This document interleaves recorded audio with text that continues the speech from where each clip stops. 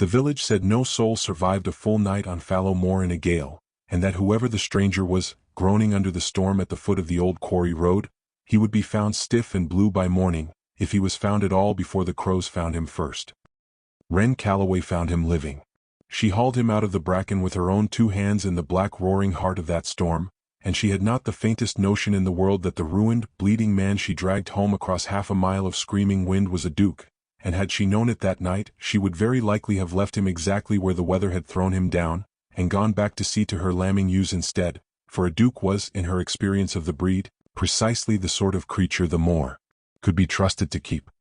She had gone out at first for the sheep. That was the whole and simple truth of it. However, the tale was told about Sallow Creek in the years after, with the stranger grown grander in the telling every single time it was repeated over an ale. Wren had gone out into the tail end of a September gale because 6 ewes and lamb were loose somewhere on the high ground above Fenwick Farm, and a farm that had already buried a father and a brother to the sea could not afford to lose its flock to a bit of weather besides. She went with a lantern that the wind kept trying to snatch out of her fist, and a coil of rope over one shoulder, and Isaac Rudge's old dog working the gorse ahead of her with his nose down and his ears flat, and she was 3 fields out and soaked through to the skin before the lightning showed her the shape lying half in the ditch beside the quarry track, and for one long cold moment she took it for a dead sheep, and only knew it for a man when the next flash came and she saw the pale shine of a hand. She did not stand there deliberating over the rights and wrongs of it. That was not in Wren Calloway's nature, and had never once been in it, not since she was a girl of 12 turning the accounts for a father who could not add a column without her. She went down into the ditch and got her hands under him, and found him breathing, shallow and ragged, with a great dark stain matting the hair above one temple and a leg twisted under him at an angle a leg was never meant to sit. He was a big man, taller by a head than any man in the parish, and dressed, she noted even in that black driving rain, in a coat of a cut and cloth that had no business at all lying in a ditch on fallow moor, fine dark wool gone to ruin, and linen beneath it finer still. A gentleman then, or had been one lately, before the moor got hold of him and did to his coat what it did to every fine thing that came within its reach. She did not waste breath wondering how he came to be there. She got the rope under his arms instead, and called up Isaac's dog to keep close, and she dragged him the long half-mile home through the whipping dark by main strength and stubbornness combined, stopping every few dozen yards to catch her wind and swear at the wind in words her mother would have boxed her ears to hear. And by the time she came up at last into the yard at Fenwick with the lantern long since guttered out and old Isaac Rudge come running with a second light held high against the rain, she had not one particle of feeling left in either hand, and the stranger had not stirred nor made a single sound the whole of that terrible way. Margaret Dunmore, whom the whole farm and half the village called simply Peg, and who had cooked and kept house at Fenwick since before Wren was breeched, took one look at the sodden wreck of a man laid out upon her scrubbed kitchen table, and one look at her mistress standing dripping and swaying in the doorway, and said only that she had known no good would come of going out after sheep and whether the Almighty himself had plainly meant as a warning, and then she set about boiling water and tearing linen, because whatever her opinion of the wisdom of the thing, there was a dying man on her table and a great deal of work to be got through before morning. They did not think, that first night, that he would live to trouble them with the question of who he was. The leg was broken clean through below the knee, and the blow to his head had opened a gash that bled with a slow, sullen persistence Peg did not like the look of at all, and there was besides a fever standing already behind his eyes when they came open once, brief and unseeing, somewhere near the middle of that endless night. Isaac Rudge, who had set more broken legs on beasts and men both than he could readily number, pulled the bone straight with his own 2 hands while Wren held the stranger down across the shoulders and did not flinch, though the man came half up out of his senses with the pain of it and cried out once, a raw and terrible sound, before he went under again into the dark. They splinted the leg with barrel staves and bound it fast, and they got the wound on his head closed with Peg's fine even stitches, learned 40 years before at a surgeon's elbow in the town before ever she came to service, and they carried him between the 3 of them up to the small warm chamber over the kitchen, the one that caught the heat rising through the old stone floor and never once in the whole history of Fenwick Farm stood empty of a fire in winter, and they put him into the bed there, and Wren sat down in the hard chair beside it, because there was nothing else left that any of them could do, and began, without in the least deciding to, the long watch that was to change the whole shape of her life. She did not know his name. He carried no papers on him that told her anything at all, only a purse gone light and a single ring worn on a chain beneath his shirt, a heavy old signet, worn smooth at the edges as though it had been carried a very great many years, which she noted and set aside in her mind without troubling over it, for a man might come by a ring in a dozen honest ways, and she had graver matters just then to occupy her than the ornaments of a stranger who might not live to be asked about them. Someone had gone through his coat before ever she found him, that much was plain from the cut pocket and the emptied lining, and whether it had been footpads on the turnpike 3 miles off, or simply the moor itself working its old patient theft upon anything that fell into its keeping, she never afterward learned for certain, and it did not, in the end, greatly signify. Whoever he had been coming from and whatever business had carried him out along that lonely road in the teeth of a gale, he had arrived at Fenwick Farm with nothing left to his name at all but a broken body, a borrowed ring, and whatever truth he chose, once he woke, to tell them. The fever came down hard upon him within 2 days, exactly as it had come down upon better men than he for a broken bone gone bad, and for the better part of a fortnight Wren scarcely left the small room above the kitchen at all, only long enough to see to the flock and the accounts and the dozen small crises that a farm the size of Fenwick threw up daily, whether or not its mistress had a dying stranger on her hands besides.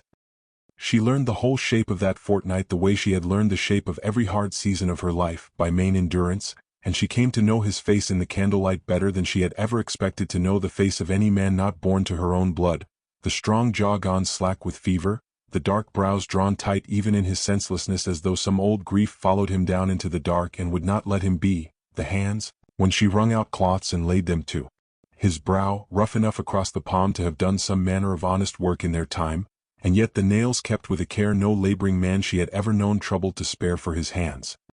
She noticed these things the way she noticed the weather and the state of the flock, without much wondering over them, because there was no leisure in a fortnight of fever watching for idle wondering, only for work and prayer, and the slow grim business of waiting to learn whether a stranger would live or die under her roof.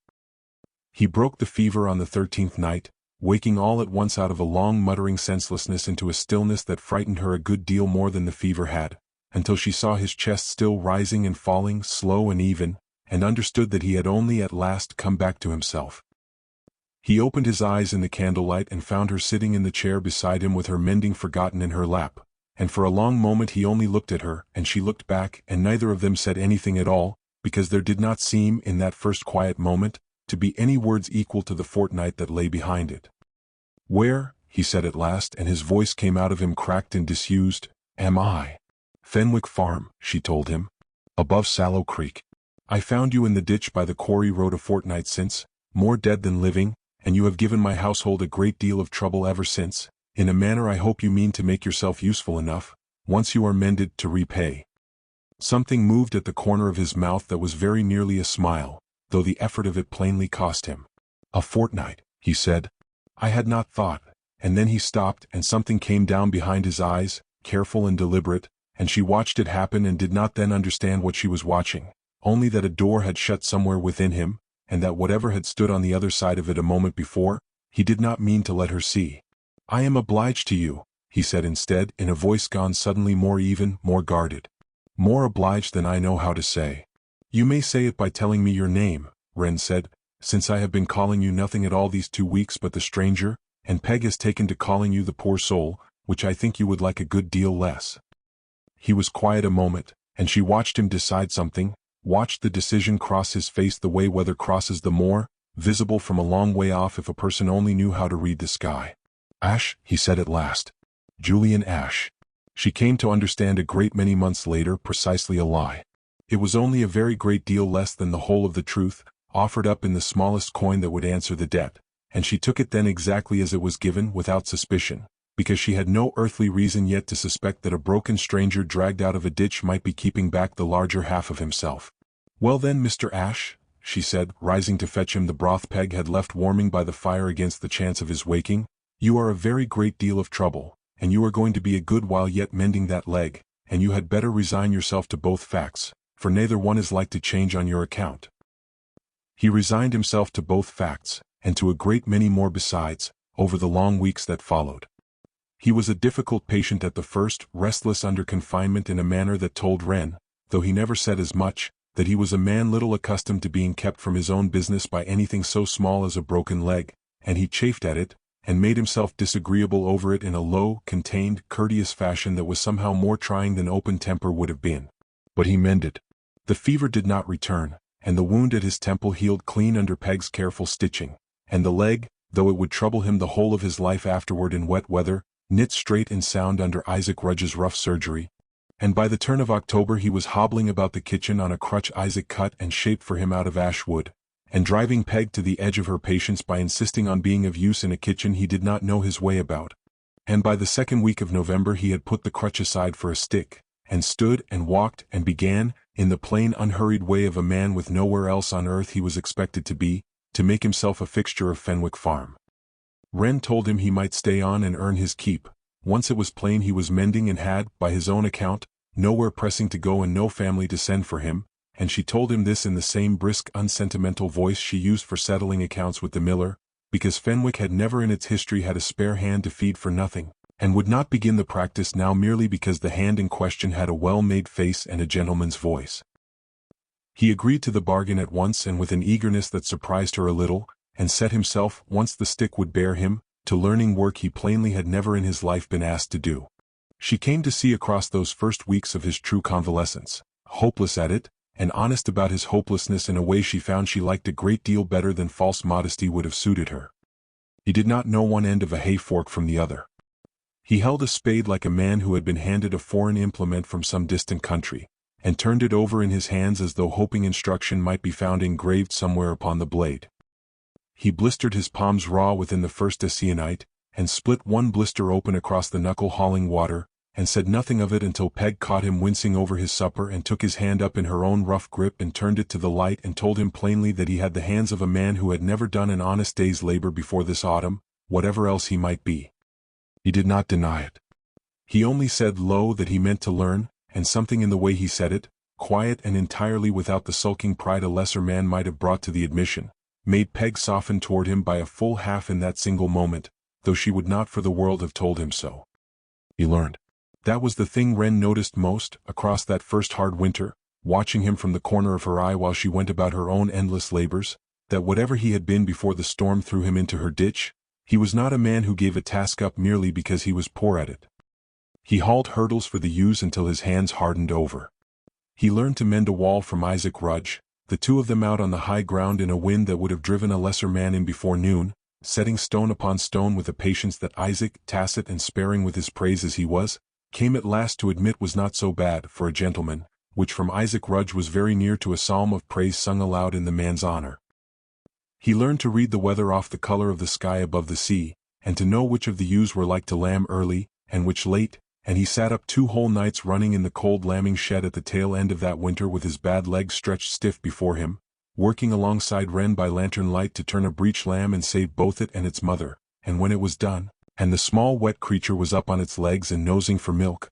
Wren looked across at him in the lantern light, both of them bloody to the elbow and grinning like fools with the exhaustion and the triumph of it together, and felt something turn over quietly in her chest that she did not, that night, have any name ready for. She did not ask him again about his history, not directly, not after that first night, for she had learned early in her own hard life that a person's past was their own property, to be given out or kept close exactly as they chose, and she had no patience with prying, having been pried at herself a good deal in the 2 years since her father and her brother went down together in the Michaelmas gale, with every soul in 3 parishes wanting to know how a girl alone meant to keep a farm going, and offering their opinions on the subject with a freedom she had come, in the end, thoroughly to detest. But she watched him, the way she watched weather and stock in the ledger, because watching closely was the whole art by which she had kept Fenwick alive at all, and she saw things in him that a name like Julian Ash did not, on its own, account for.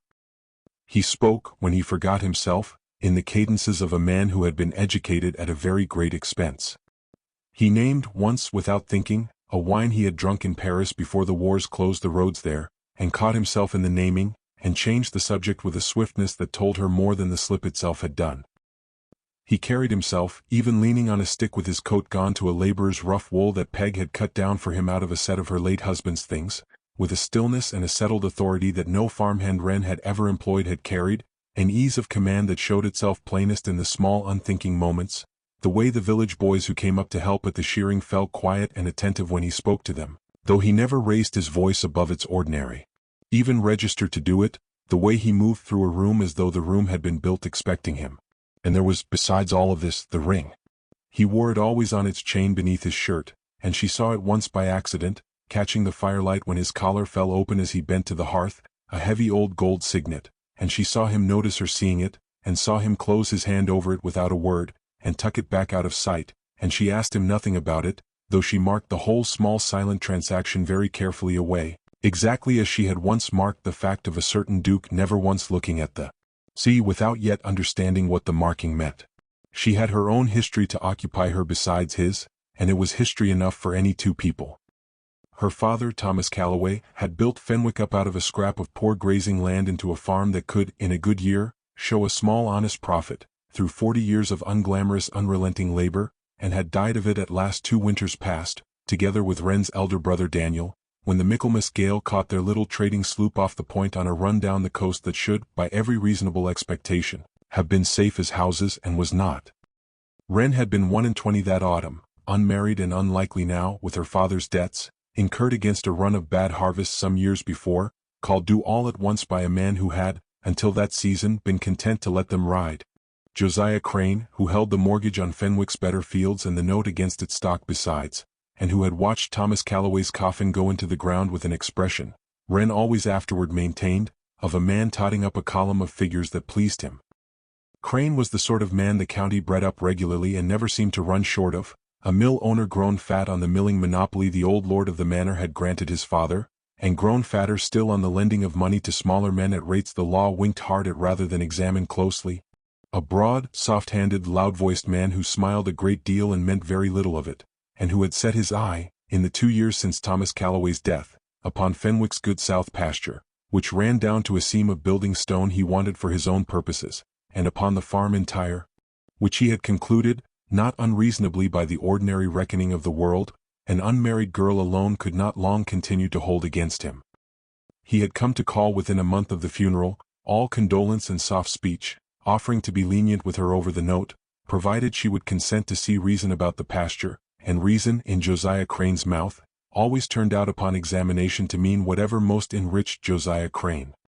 Wren had refused him then, with a civility that cost her something to maintain, and had gone on refusing him twice yearly since, at the 2 days when the note came due, and had kept the farm running and the note serviced, if only barely, out of sheer bloody-minded refusal to be proved right about, exactly as everyone in 3 parishes had confidently expected her to be proved, a girl who could not manage alone. It was into the 3rd autumn of this long quiet war that the stranger fell, quite literally, out of the sky and into her ditch, and Crane, who missed very little that passed in the parish and liked still less of what he could not control, took note of the gentleman lodging at Fenwick with the swift, assessing interest of a man who saw in every new fact a fresh angle for his own advantage, and began, by the turn of the new year, to make inquiries. Wren did not learn of the inquiries until they had already borne their first sour fruit. Crane came up to Fenwick himself on a raw grey morning in February, ostensibly about the quarter day, though the note was not yet due for a full month more, and found Julian in the yard splitting kindling with the easy, economical strength of a man who had by now truly learned the work. Anne Crane stood and watched him a long moment with his soft hands folded over his watch chain and a small unpleasant smile forming, and then he said pleasantly enough, that he wondered a woman keeping so respectable a house should think it wise to lodge under her own roof a man of no name and no history that any soul in the parish could vouch for, and that folk did talk, whatever the truth of the matter, and that talk, once started, was a hard thing to call back in again. Wren, coming out into the yard in time to hear the whole of this, felt her own temper rise in a way it very rarely did, for she had weathered a great deal from Josiah Crane over 2 years without once losing the cool head that alone had kept Fenwick out of his hands, and she opened her mouth to answer him in kind, and found that Julian had set down the axe and straightened and answered first, in a voice so quiet and so entirely without heat that it took Crane a full moment to understand he had just been very thoroughly put in his place. "You will forgive me, sir," Julian said, "if I do not trouble to account to you for my presence beneath this roof, since it is not, so far as I am aware, any part of your business, nor any part of your note, which concerns the pasture and the stock and not the household. I am given to understand you are a man who sets a good deal of store by what is, and is not, properly his own business. I should be glad to see that principle extended a little further." Crane's soft face went a shade darker, and he said something about a man with no name having no great deal of room to be particular about the business of his betters, and Julian said, still in that same level, unhurried voice, that he had found in his experience that men who spoke a great deal of their own betters generally had a fair notion, in some quiet corner of themselves, that the comparison would not bear close examination, And Crane, after a further moment of soft blustering that got him nowhere at all, took himself off down the cliff road considerably out of temper, and Wren stood in the yard afterward looking at Julian Ash with an expression he could not quite read, and said only, "I have wanted to say something very near to that man for 2 years, and never once found the words in time. Where did you learn to speak so to a man like Crane?"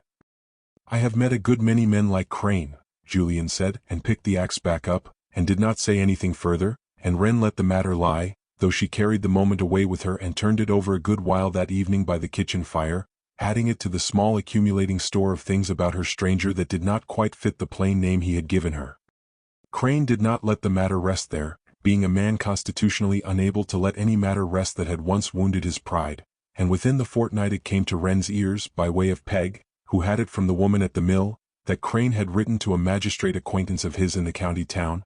making delicate inquiry after any gentleman of quality reported missing or lost from the district in recent months, being persuaded, as he told anyone who would listen, that there was something havey-cavey about the Fenwick stranger that a respectable magistrate ought to look into.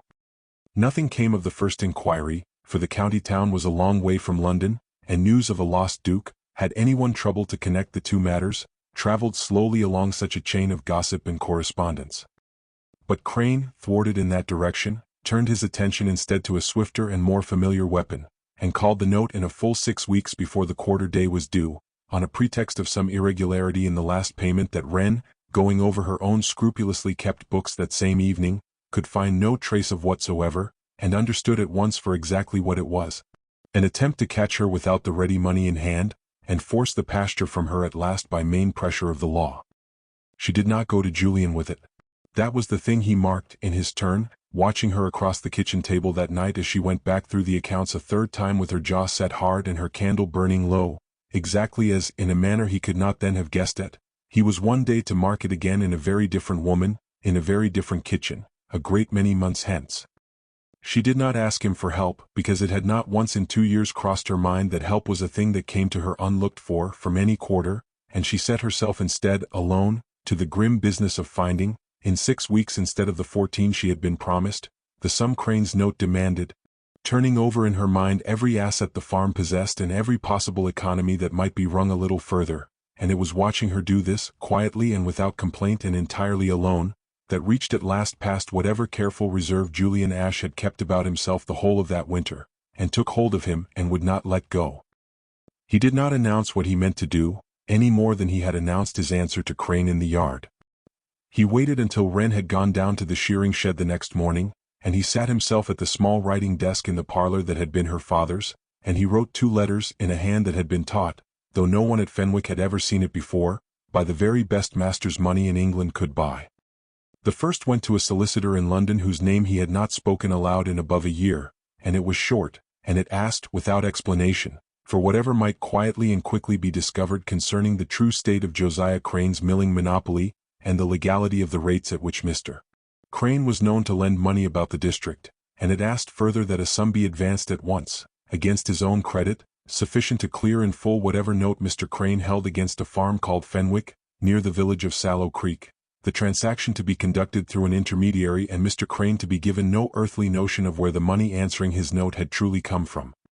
The second letter, shorter still, went direct to Josiah Crane himself and observed, in the driest and most correct language, that certain irregularities had lately come to light touching the milling rights old Lord Fenchurch had granted Crane's father, irregularities a diligent county magistrate, once his attention was properly drawn to them, might find a good deal of interest in examining, and it observed further, as though the merest afterthought, that the writer had been glad to learn the small confusion over the Fenwick note had been so promptly and satisfactorily resolved, as he felt certain, upon reflection, Mr. Crane would wish it to have been.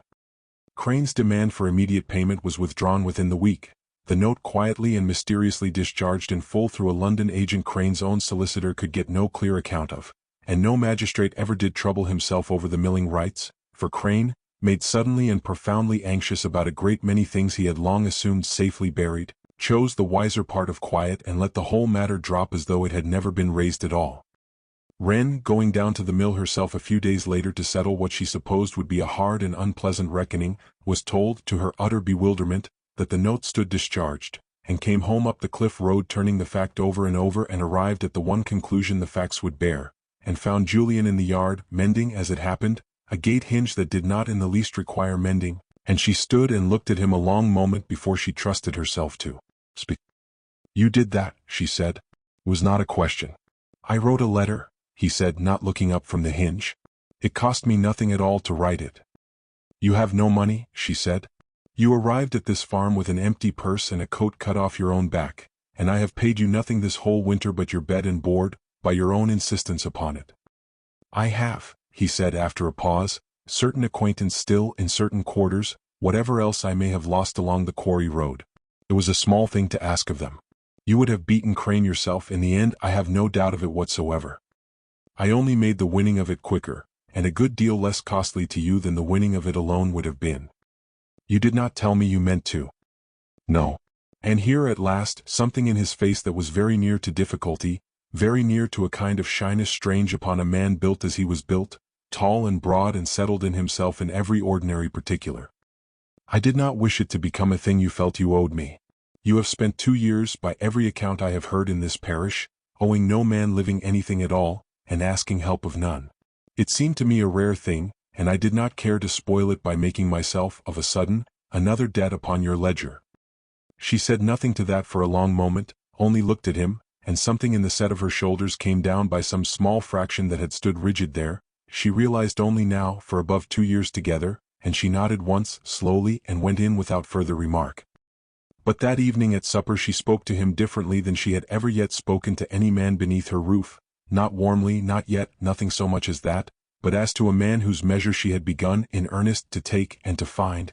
Against every reasonable expectation with which she had dragged him up out of the ditch, considerably larger than the measure of the coat he stood up in. The winter wore away into a wet gray spring, and the spring warmed by careful degrees into a summer that Wren came, long afterward, to think of as the last easy season of her life, easy not because it was without labor, for there was labor enough and to spare in the running of any farm,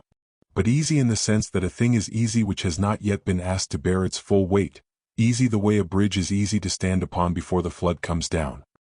Julian's leg mended crooked but sound, and he walked without the stick by Whitsuntide, and worked the whole length of that summer alongside Isaac Rudge and the boys hired up from the village at the shearing and the haying and the 100 small unglamorous tasks by which a farm is kept alive from one season into the next. And he learned, by slow accumulating degrees, to be genuinely useful, and then to be more than useful, for he had a quick clear head once he had set himself to a problem, and he found,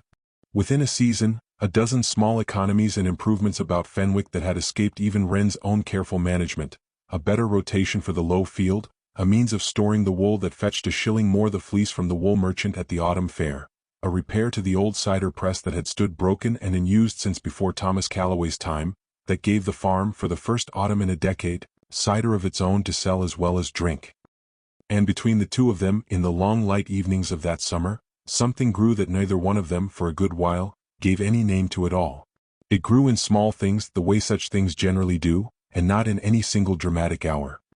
It grew in the particular silence that fell between them when they worked side by side at some task that wanted no talk, a silence that was not empty but full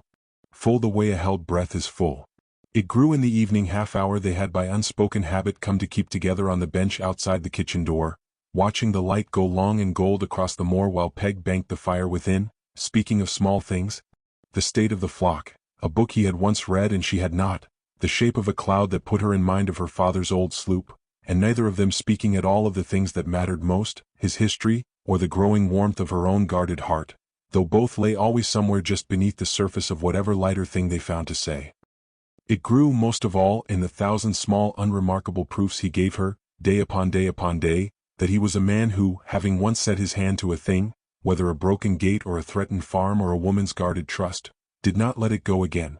And Wren Calloway, who had learned very young and very hard that the men in her life had a habit of being carried off by the sea or by their own soft self-interest, and had built the whole of herself upon the flat expectation that no help and no man was ever coming to stay, found herself, across that long golden summer, beginning, in some quiet unacknowledged chamber of her heart, to hope otherwise, and did not at all know what to do with the hoping, for it frightened her a good deal more than Josiah Crane ever had.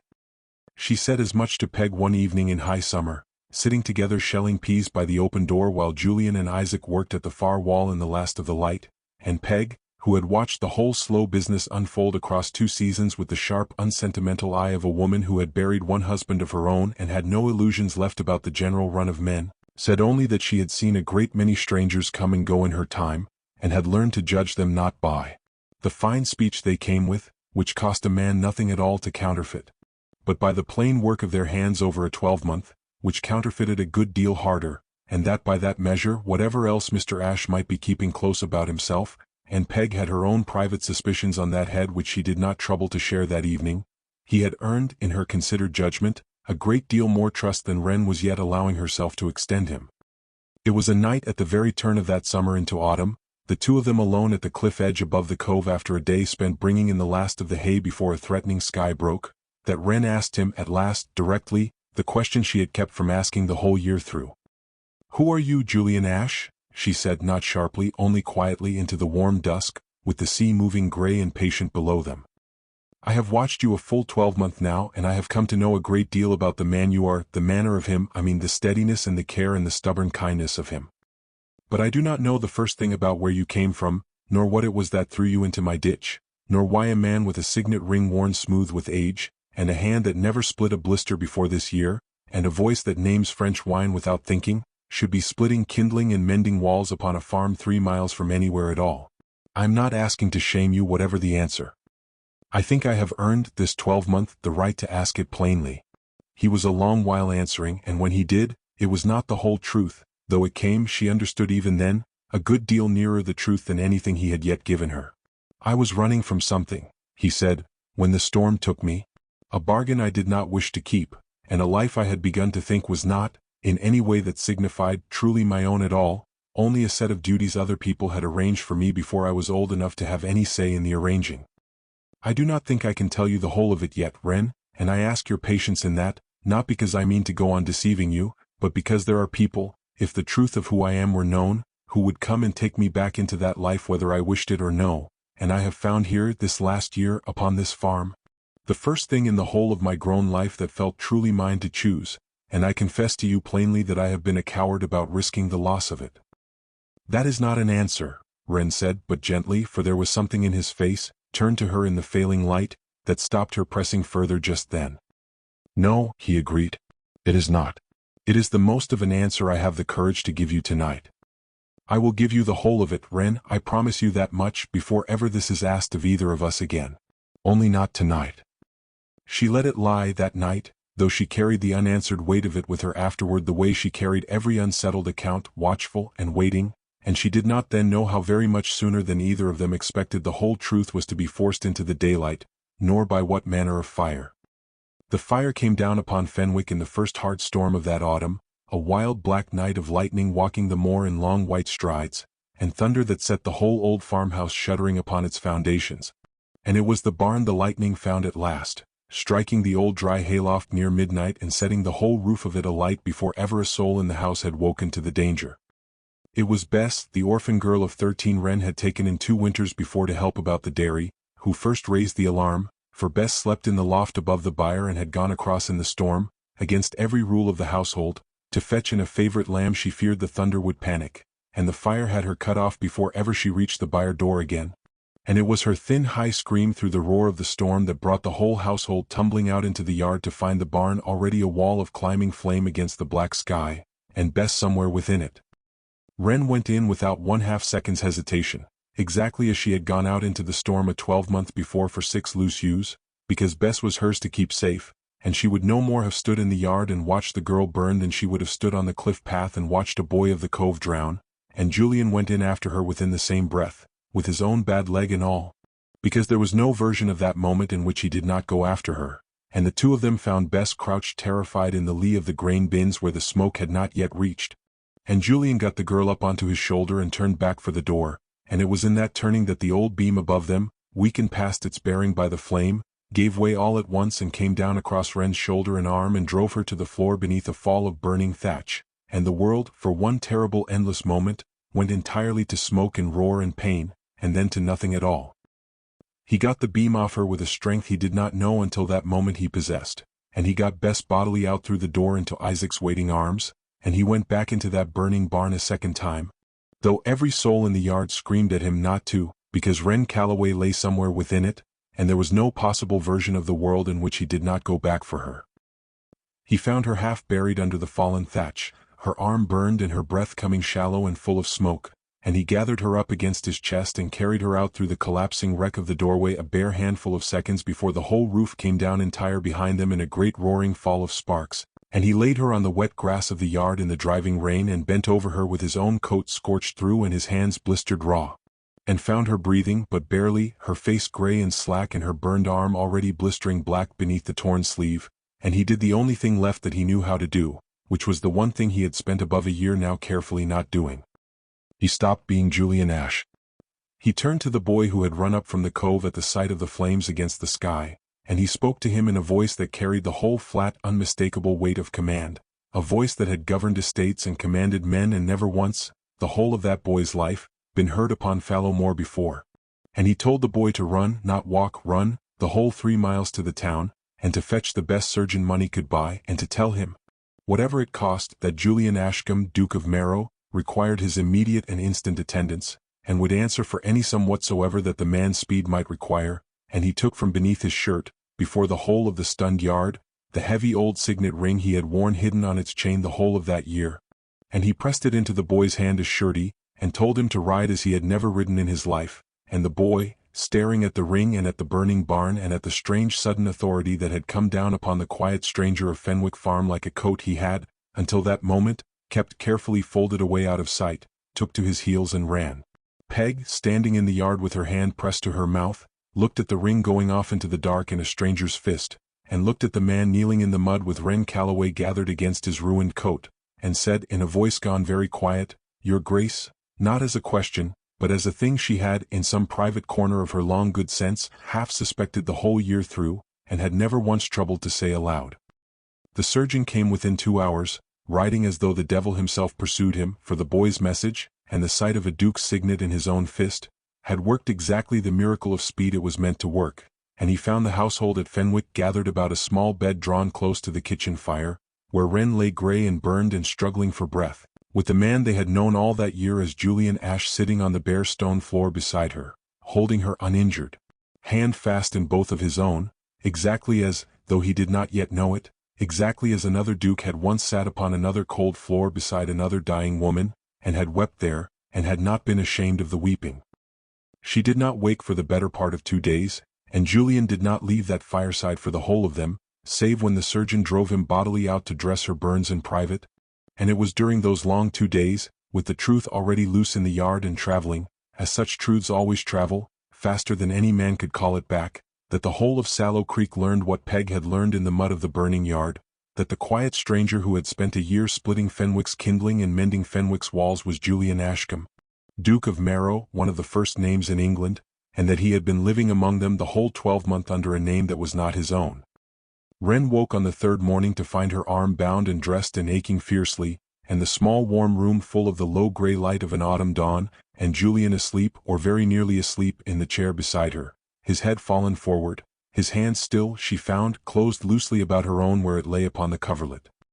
She lay a long moment simply looking at him, gathering back into herself the pieces of the night the fire and the smoke had scattered, and then, piece by piece, gathering also the things Peg had told her, low and careful. In the first clear hour she had been fit to hear them, and she drew her hand very quietly out from beneath his, and he woke at the small movement of it and looked up, and saw in her face at once that she knew.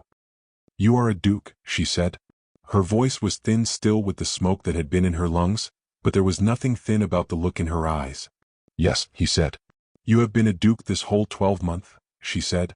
"While you split my kindling and mended my walls, and let me speak to you as though you were nothing more than a stranger fallen on hard luck, and let me pay you a farmhand's board, and never once, in 12 full months and a great deal besides, saw fit to tell me the plain truth of who I had taken into my house."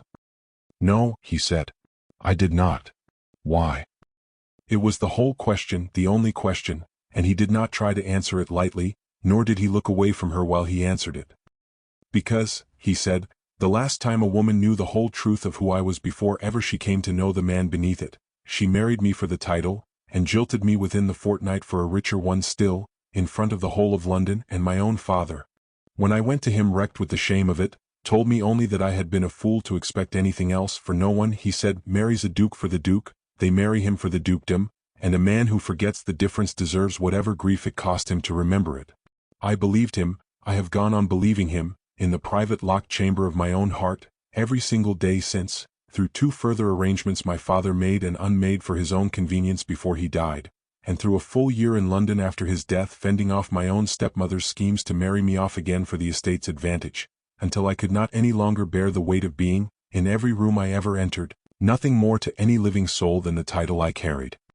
I rode north to see to a piece of neglected property and to escape, for a little while, my stepmother's latest scheme, and the storm took me, and I woke in your kitchen with nothing left to my name at all, no papers, no purse, no ring even in plain sight, and I found Wren for the first time since I was 23 years old, a woman who looked at me and saw only the man in front of her, because there was nothing else left of me for her to see. I could not bear to lose that.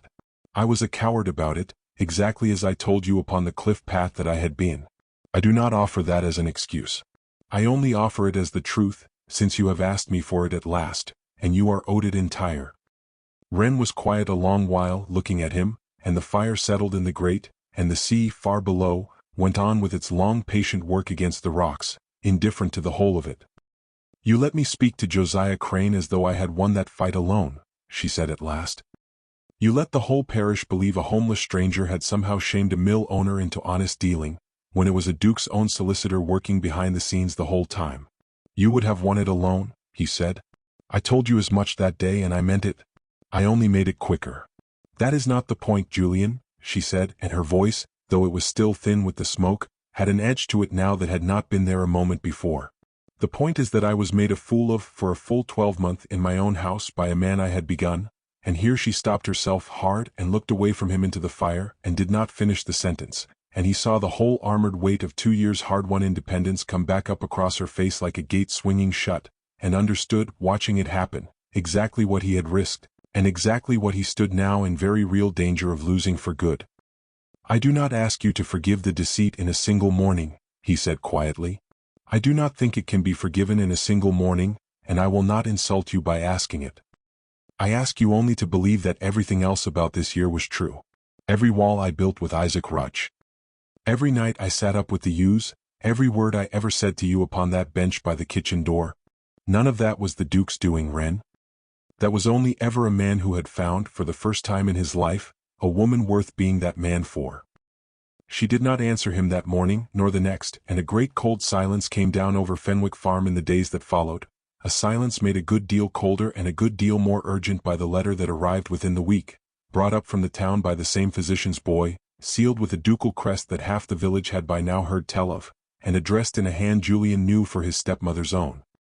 It informed him, in language of icy and injured formality, that his continued and unexplained absence from London had placed the whole delicate negotiation of his marriage settlement with Miss Priscilla Oldfield, an heiress whose fortune alone stood between the Merrow estates and a very public and very ruinous bankruptcy his own late father's gaming debts had brought them to the edge of, in the gravest possible jeopardy, and that if he did not present himself in London within the fortnight to sign the settlement his stepmother's own solicitors had labored the better part of a year to secure, the whole of the arrangement, and with it the last hope of saving the dukedom from disgrace, would be lost entire, and the shame and the ruin of it would sit, she assured him, squarely and forever you. He read the letter standing in the yard with the same grey autumn light falling over him that had fallen there the morning of the fire, and Wren, coming out from the dairy with her arms still bound and her face still guarded and careful, saw him read it, and saw his face go still in the particular way she had learned, across a whole year, to recognize as the sign of some large and difficult thing being decided behind it. And she stopped in the yard and watched him, and did not go to him, for there was still a great cold distance lying unbridged between them that a burned arm and a single hard week had not begun to close. What is it? She said, because in the end she could not stop herself asking, whatever the distance between them. My stepmother, he said, informs me that the dukedom is like to go bankrupt within the year unless I return to London directly and marry an heiress her solicitors have spent a 12 months securing for me, a young woman I have met, all told, upon 3 occasions, and could not with any honesty tell you the color of her eyes. It is, in every particular that signifies to the world I was born into, the whole of my duty, laid out before me in black ink and a very correct hand, and I am given a fortnight in which to discharge it, or watch my father's name, and every soul who depends upon the Merrow estate for their bread, go down together into a ruin my own father's vices, and not my own, brought about. And will you go? Wren said, and her voice, though she fought to keep it even, carried in it more of the year's whole guarded fear than she had meant to let him hear. He looked up at her then, across the grey yard, with the letter still in his hand, and something in his face was very nearly the same look she had seen there the morning after the fire, the look of a man laying down at last and for good, a weight he had carried a very great deal too long. No, he said. Julian. I have spent the whole of my adult life, he said, doing precisely and exactly what that letter demands of me, marrying where I was told to marry and standing where I was told to stand and calling it duty because I did not know, until a storm threw me into your ditch a year ago, that there was any other way for a man in my position to live at all. I will not go to London and sign my name to a settlement that buys me a wife the way a farmer buys a good milking cow, for the sake of an estate that would be a great deal better run, if the truth be told, upon the plain honest principles you have taught me this last 12-month than upon whatever gaming and vanity brought it to ruin in the first place. I will write to my solicitors instead, and I will set the estate in order by selling what wants selling and retrenching what wants retrenching, exactly as you have taught me a farm in trouble is set in order, by hard work and honest accounting and not by a single desperate marriage of convenience. And if the whole of London wishes to call that a scandal, they are entirely welcome to the calling of it, for I find, Wren, that I have grown a great deal more afraid of losing you than I have ever in my life been afraid of losing a dukedom I never once, in the whole of my life, chose for myself. He took the letter, then, and he crossed the yard to the kitchen fire that had burned, winter upon winter, at the beating heart of Fenwick Farm exactly as another such fire had once burned at the heart of another house by another stretch of sea, and he opened the iron door of the range before the whole of the assembled household, Peg and Isaac and Bess with her bandaged hands still healing from the smoke, and he put his stepmother's letter into the flame and stood and watched it catch and curl and blacken and go up entire into ash and nothing at all. There, he said, and his voice was not quite steady in him. It is answered. I'm not going back to London to be sold for the second time in my life to a woman who wants nothing of me but my name. I would sooner give up the whole of the dukedom and every acre and every stone of it, than ride away from this farm and from you, Wren Calloway, who is the only living soul who ever once looked at me and saw a man worth the keeping, before ever she had the smallest notion that the man came attached to a title at all. Wren stood a long moment in the doorway of her own kitchen, looking at the ash settling in the grate, and looking at the man who had just burned away before her own eyes, the whole safe and settled future the world had built for him, for her sake,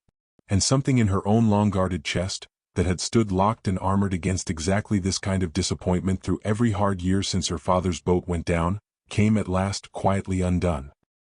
You lied to me a full year, she said, but there was no longer any hard edge left in it, only a kind of wondering exhaustion, the sound of a woman laying down at last a weight of her own. I did, he said. And I will spend every day left to me making it up to you, if you will only let me stay and make the attempt. I have nowhere else in this world I wish to be, Wren, and no name I value above the one you gave me yourself. The first night you dragged me half dead out of a ditch and called me nothing grander than a great deal of trouble.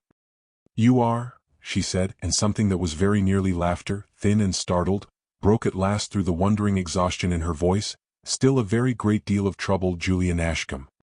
I don't doubt it, he said, and crossed the kitchen to her, careful of her bandaged arm, and drew her in against him gently, and she let herself be gathered there, against a coat gone rough and honest with a year's hard labor, and she pressed her face to his shoulder and felt, beneath her own uninjured hand, the steady unhurried beat of a heart that had, by every account the whole watching world could offer, a dukedom and a fortune and a name among the first in England waiting for it in London, and had chosen instead, with its own whole free will, a burned-out barn and a mended wall and a woman with flowers still under her fingernails, on a farm at the very edge of a grey and patient sea. The dukedom did not, in the end, go under. Julian's own hand at the ledgers, once he set himself to the task with the same stubborn thoroughness he had brought to the mending of Fenwick's walls, found economies and honest retrenchments his father's solicitors, comfortable and idle in their London chambers, had never once troubled to look for, and the Merrow estates came, across the slow careful years that followed, into a soundness they had not known in 2 generations, managed now on the plain unglamorous principles of a farm above Sallow Creek rather than the vain extravagance of a father who had gambled them near to ruin. He kept Fenwick besides, and never once suggested to Wren that she ought to leave it for some grander establishment more fitting to her new station, for he had learned, across the hardest and truest year of his life, exactly what she had built there with her own 2 hands out of 2 years' loss and labor, and he understood a great deal too well by now the difference between a house that is merely inherited, and a home that is earned.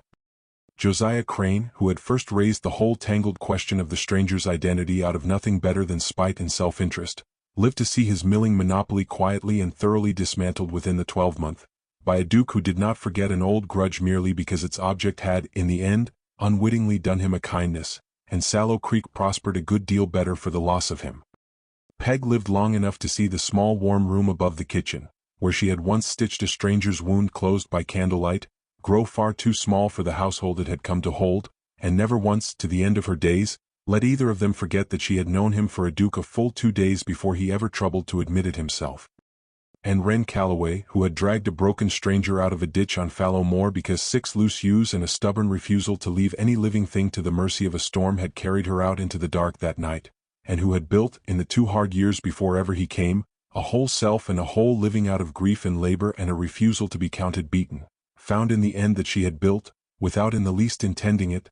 the one thing sturdy enough to hold a duke's whole heart steady besides her own, a home raised stone by patient stone out of exactly the sort of ordinary, unglamorous, daily faithfulness that no title on earth can purchase, and no storm, however hard it comes down off that grey Northumberland sea, has ever yet been able to take away.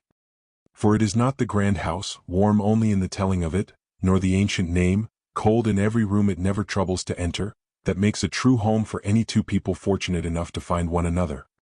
It is the fire kept lit through every black night of every hard winter. It is the wall mended stone by stone against the next gale, and the field turned and sown again each spring whatever the last harvest cost. It is 2 people, each carrying some old wound the other cannot fully heal, choosing all the same, morning after ordinary morning, to stand together and be mended by the trying. Wren Calloway saved a stranger from a storm, never once knowing he was a duke, and in the saving of him found, though she had long since stopped hoping to find it, the one thing a title could never have given her outright, and could only ever, in the end, be given up entire for her sake. A man who chose her first, and the dukedom only after, and never once, for all the long good years that followed, let her forget which of the 2 had come to matter most.